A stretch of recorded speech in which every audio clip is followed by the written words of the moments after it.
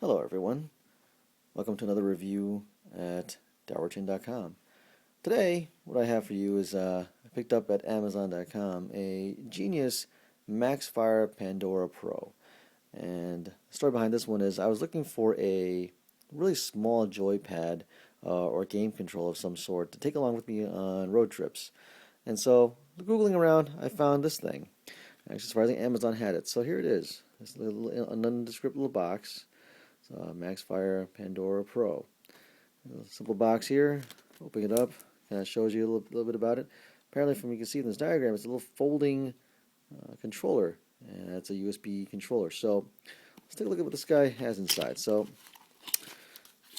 let's take a look. Unpack the box. All right. So what do we got? We got the instruction booklet here. Looks like a driver disc of some sort, and a little box right here. The carrying case for it, and there it is. Let's open this guy up and take a look-see. Alright, there's the thing here. Okay, as you can see, we have a retractable mini USB cord here, so if I pull this out. Alright, so nice little mini USB cord. And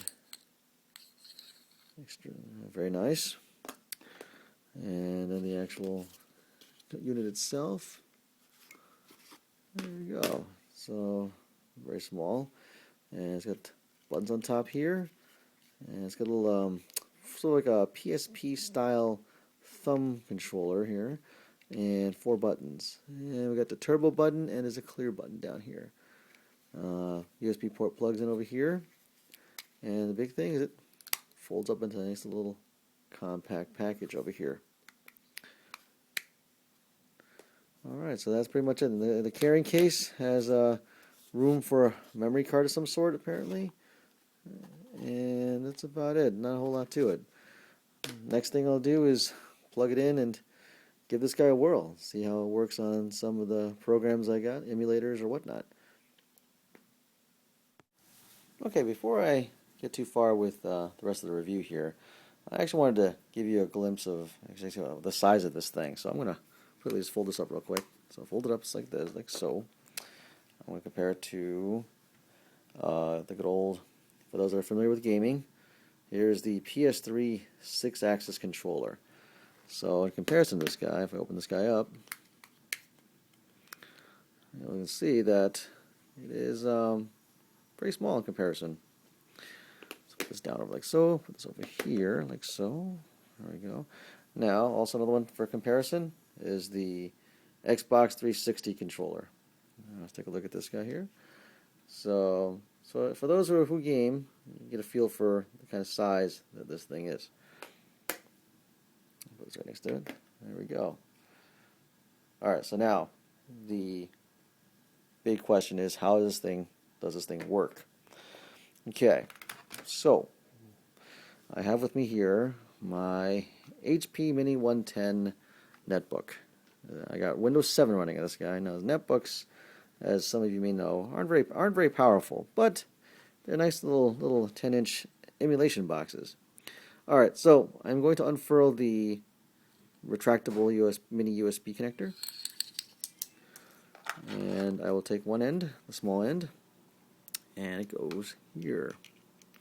Oh, if I get the right side. All right, there we go.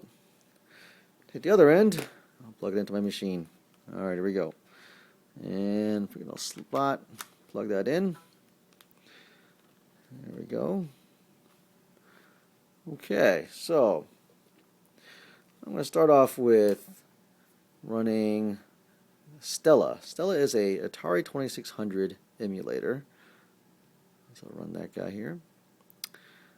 And we'll pick a game like Berserk. Okay, so here we are. Set this guy up.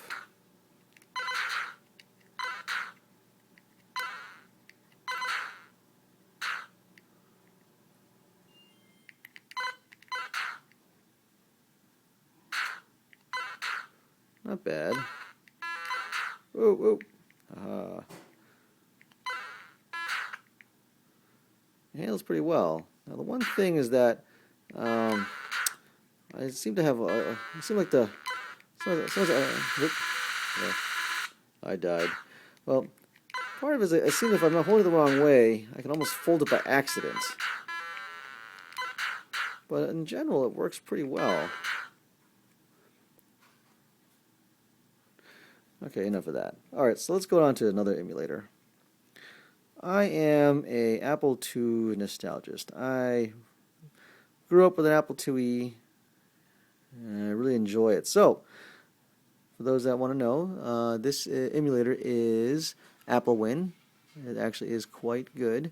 I loaded up a game by Broderbund, an old classic called Earhart. And so let's boot this guy up. Go into full screen mode over here. And get past these screens here. Alright, so let's see how this game works. Alright, the shoulder buttons aren't going to be used for anything. But yeah, so... Oh, get my mouse out of the way. There we go. Alright, let's follow the dot.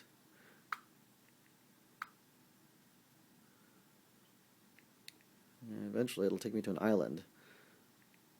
Eventually. Alright, here we are.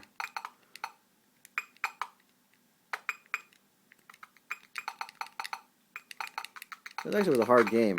And as you can see, I'm not very good at it either. Ooh!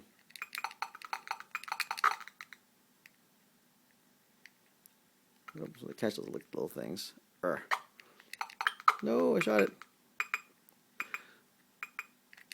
So as you can see, it actually is a pretty competent controller. It handles itself quite nicely for games like this. And for the price tag, you can't beat it. I got it for about 16 bucks off of Amazon, so definitely worthwhile.